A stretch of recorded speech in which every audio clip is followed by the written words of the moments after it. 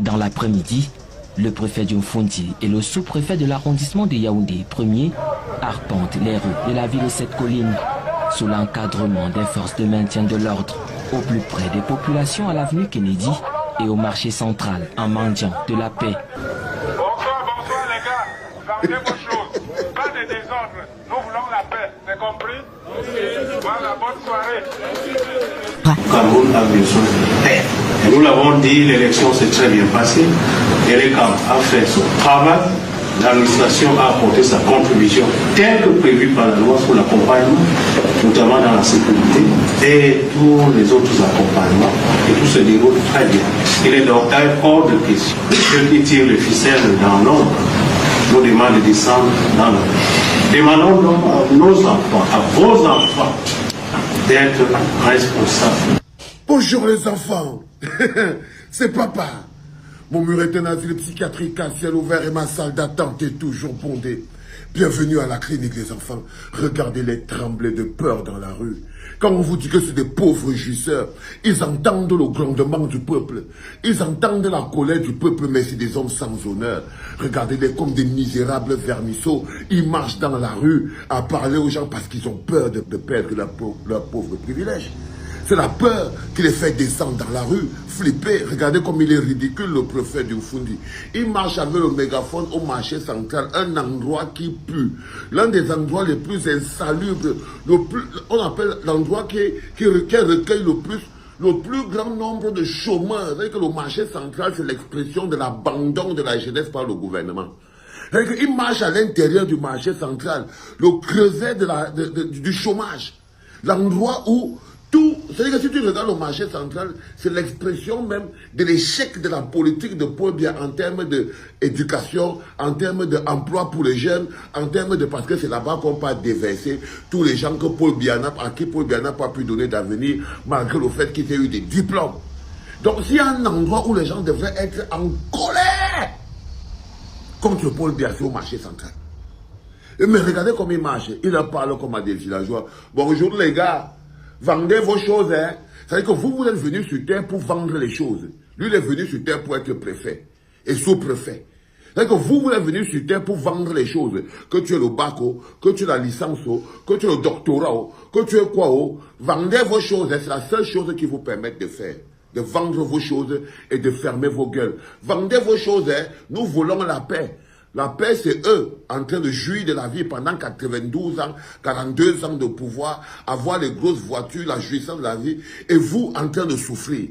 Si jamais vous osez vous lever pour dire que ce n'est pas clair, alors c'est vous qui ne voulez plus la paix, vous voulez la guerre.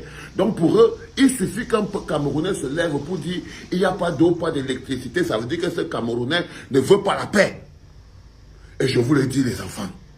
Celui qui ose vous vendre la paix en ce moment de votre souffrance, c'est quelqu'un qui est en train de vouloir étouffer votre émotion. Et vous entendrez ça beaucoup dans la rue aujourd'hui.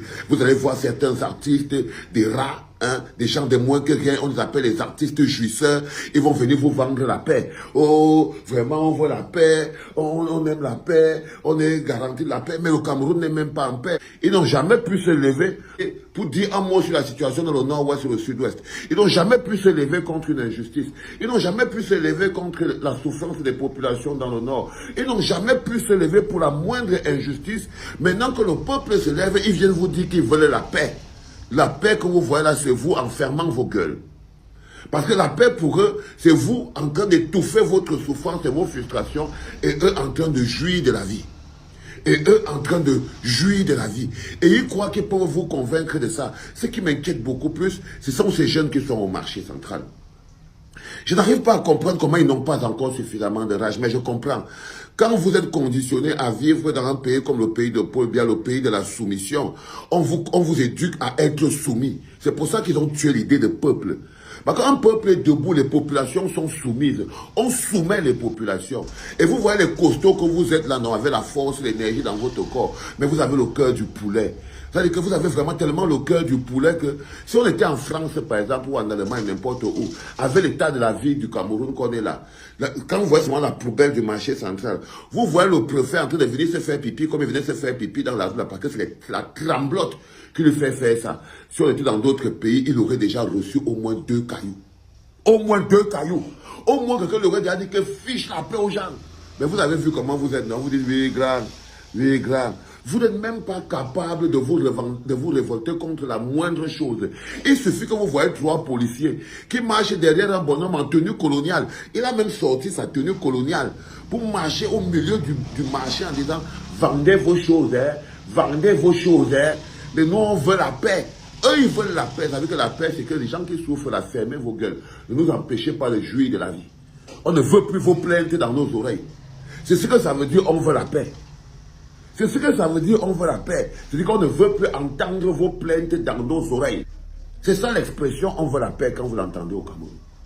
Quand vous entendez, on veut la paix au Cameroun, taisez-vous, et c'est toujours les mêmes gens, c'est les jouisseurs qui veulent la paix. Parce qu'ils veulent la paix pour jouir de la vie. Ils veulent être en paix, ils ne veulent pas que les gens qui n'ont rien soient en train de leur casser les oreilles, alors qu'ils vont aller au bar pour aller manger la vie. Alors qu'il va aller à Paris pour aller manger la vie.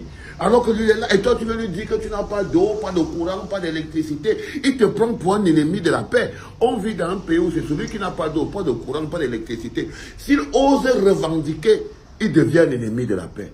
C'est ça qui vous a transformé pendant plus de 42 ans en des zombies sur pattes. C'est-à-dire que vous voulez pleurer pour quelque chose, tu te fais gifler par quelqu'un, il te sort deux gifles tant. Tu pleures, il te dit que tu n'aimes pas la paix, tu veux la guerre.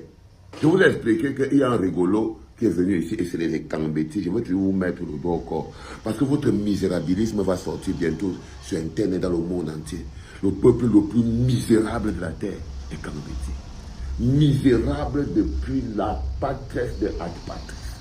Quand je vous vois venir, il vient d'écrire ici, là, le gendarme, et je suis sûr que ce ne sont pas bien regardés. Le gendarme qui a même tué la fille, Madame Zahira, là-bas, la maîtresse de l'école arabe, là. Je suis sûr que c'est un Évina ou un Ongene qu'on a envoyé là-bas pour aller faire du sale. Je suis sûr. Je suis sûr.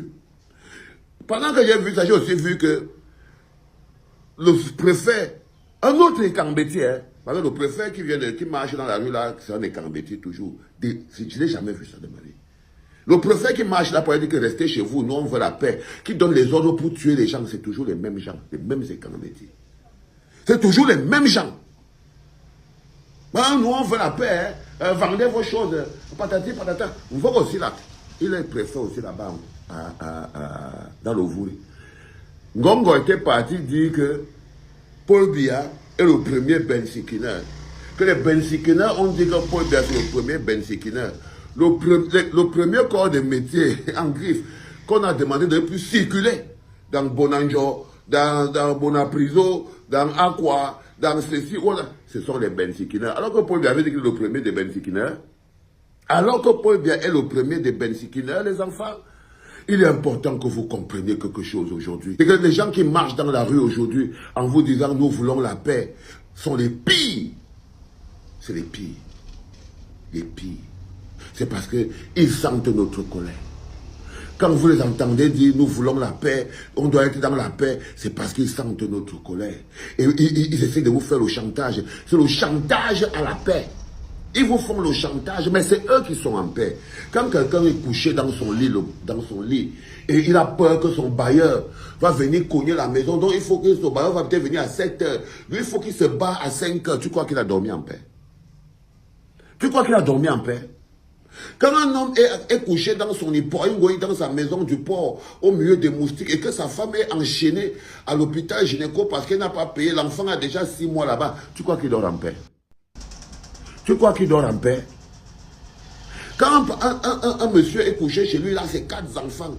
L'autre joue aux cartes, l'autre joue au jambo, l'autre tape le kior, l'autre font ceci, alors qu'il a dépensé tout l'argent pour qu'il fréquente. Mais ils sont venus encore le retrouver dans la maison. Ils discutent encore le riz et les graines de riz dans la maison familiale. Ils accouchent leurs enfants, lavent leur borla. Tu crois que ces gens sont en paix? Vous croyez que la paix, c'est l'absence de guerre? Non, parfois pour la paix, il faut une bonne guerre. Pour obtenir la paix, il faut une bonne guerre, une bonne bastonnade. Personne n'obtient la paix sans la bonne bastonnade. Aujourd'hui, vous êtes là parce que vous ne vous êtes pas encore battus en tant que peuple. Nous sommes dans cette situation parce que nous ne sommes pas encore battus. On ne peut pas avoir la paix parce que nous ne sommes pas encore battus pour cette paix-là. Parce que ce qu'ils nous imposent là, ce n'est pas la paix. Il nous impose, fermez vos gueules. Ce n'est pas la paix qu'il vous propose. Il vous propose de fermer vos gueules. Et il y a une différence entre on veut la paix, ça veut dire vous fermez vos gueules. Comprenez ce que je veux dire? C'est-à-dire quand ils vous disent on veut la paix, le deuxième mot de on veut la paix, ça veut dire fermez vos gueules chez les Français.